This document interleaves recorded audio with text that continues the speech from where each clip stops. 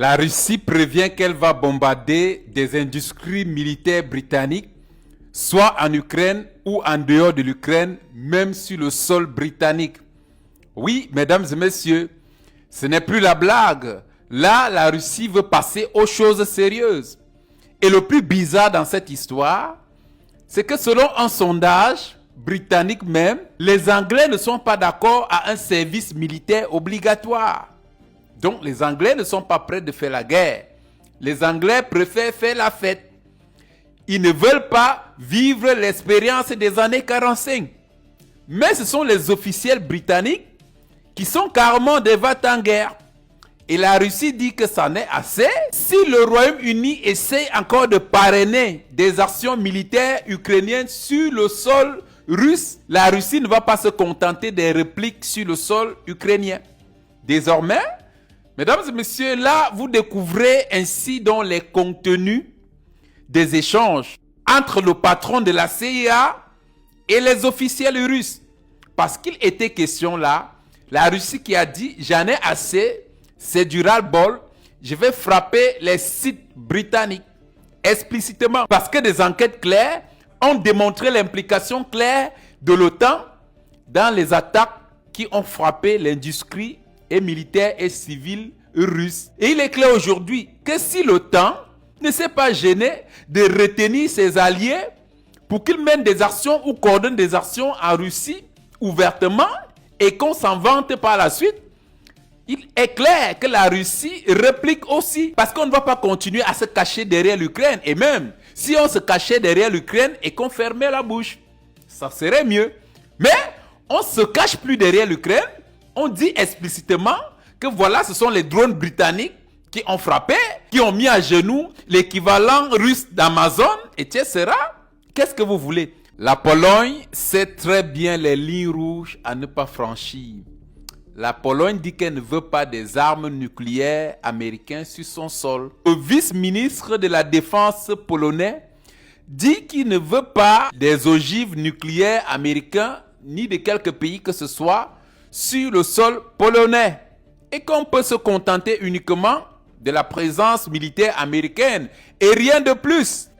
Visiblement, la Pologne se montre plus sage que l'Ukraine. Parce qu'elle sait que le prochain peut être lui. La prochaine sur la liste peut être la Pologne. Ils savent que la vitesse à laquelle la Russie est en train de démarrer présentement, ce n'est plus la blague, qu'elle est sérieuse, qu'elle peut passer directement à l'offensive. Et la Pologne sait pertinemment qu'elle est sur le viseur de Moscou. Donc, mesdames et messieurs, voici la Pologne qui n'est même pas encore dans les hostilités contre Moscou officiellement, mais qui voit déjà venir. Elle dit aux États-Unis qu'elle ne veut pas des ogives nucléaires sur son sol. Ce qu'on demande à l'Ukraine depuis des années, voilà la Pologne qui comprend ça, sans même s'asseoir sur la table de négociation. Parce que souvenez-vous, mesdames et messieurs, en 2023, Piotr Tolstoï, qu'est-ce qu'il a dit? Un temps viendra où on n'aura plus besoin de s'asseoir sur la table avec l'Ukraine. Peut-être ça sera avec les Polonais. Et les Polonais n'ont pas pris à la légère ce message. Ils comprennent très bien. Ils ne veulent pas se retrouver dans les sales draps.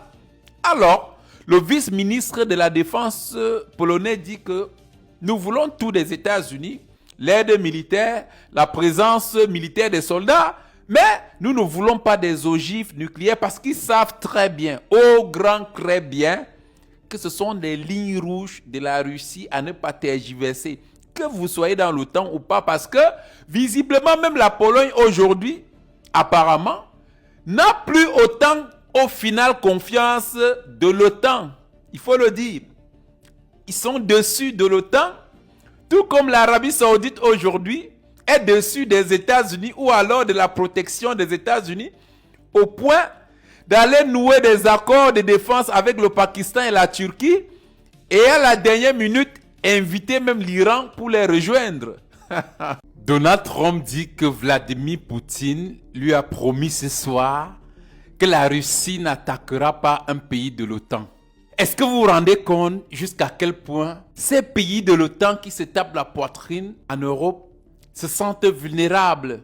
Ils ont peur. Ils ont besoin d'appeler les États-Unis à chaque fois au secours pour jouer les médiateurs, pour essayer de faire le parapluie d'une certaine façon. Vous comprenez pourquoi ces pays ne peuvent pas se passer des États-Unis? Sans les États-Unis, ils sont vides. Mais il y a une nuance que vous devez distinguer. Ce que Vladimir Poutine promet et ce qu'il va faire, c'est deux choses. La réalité militaire est autre chose. Parce que les paroles, comme Vladimir Poutine l'a su bien dit chaque fois, il ne faut pas aller avec l'Occident sur les paroles. Combien de fois, sur le biais des paroles, les États-Unis ont trompé la Russie et ont fait le contraire. Et la Russie joue également sur le terrain.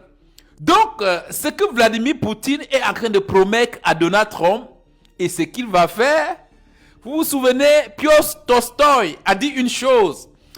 La stratégie de Vladimir Poutine et de la Russie est justement faite pour ne pas être comprise.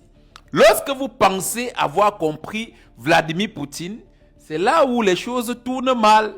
Donc Donald Trump ne peut pas avoir des garanties sur des promesses au téléphone de Vladimir Poutine qui lui a dit qu'il ne va pas attaquer un pays de l'OTAN. Est-ce que ces pays de l'OTAN, soi-disant, vont se calmer? Est-ce qu'ils vont s'aligner?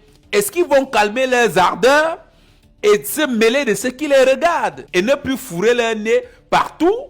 La réalité qui est là, c'est qu'au travers de ces déclarations de Donald Trump, qui ont été relayées partout, en fait, c'est un ouf de soulagement. Ils disent que Poutine aurait promis à Donald Trump qu'il n'attaquera pas un pays de l'OTAN. Ibrahim Traoré l'avertissait déjà en 2023. La France cherche à freiner les achats d'armes de l'Ukraine en dehors de l'Union européenne. Quand Ibrahim Traoré avait explicitement dit en 2023 que certains pays refusent de nous vendre les armes, ces pays qui se soucient tant de nos populations, qui normalement ne seraient pas fiers de voir le terrorisme gagner du terrain, terroriser les populations. Il va de soi que les armées régulières reçoivent des facilités sur l'acquisition des armes. Voilà là, mesdames et messieurs, on pensait que c'était solidarité oblige envers l'Ukraine, que c'était fraternité envers l'Ukraine et que l'aide à l'Ukraine, c'est pour aider l'Ukraine à s'en sortir. Donc au final, c'est une affaire de business. Tu n'achètes pas les armes dans notre cercle, on ne te permet pas de les acheter en dehors de notre cercle. Si cela peut t'aider à te défendre, on s'en bat les couilles. Tu dois obligatoirement acheter dans notre cercle, dans l'Union européenne. Ah, mesdames et messieurs, si on le dit ouvertement que la France a dit que la guerre est une affaire de business, on va nous coller toute forme d'étiquette. Le signe est clair, mesdames et messieurs. La France qui refuse à l'Ukraine d'acheter les armes en dehors de l'Union européenne, pourtant qui est censée aider l'Ukraine, comme il y a cette coalition des volontaires pour aider l'Ukraine à s'en sortir, mais on ne comprend pas qu'est-ce qui se passe, qu'aujourd'hui, la France essaie de fermer les portes à l'Ukraine pour trouver d'autres voies d'accès, pour se fournir en armement. Qu'est-ce qui se passe? Mais on n'arrive pas à comprendre. Vous allez comprendre, mesdames et messieurs, ceux qui pensent malheureusement en Ukraine que non, l'Ukraine c'est le frère, c'est l'ami, c'est une affaire de business. Et si le business n'est pas en faveur de la France va retourner sa veste. Les États-Unis qui ont donné 300 milliards, l'Union européenne qui a donné 300 milliards, c'était pas pour les beaux yeux de l'Ukraine. Malheureusement aujourd'hui, si la Russie vient à récupérer l'Ukraine, où est-ce qu'ils vont récupérer les 400 milliards de dollars?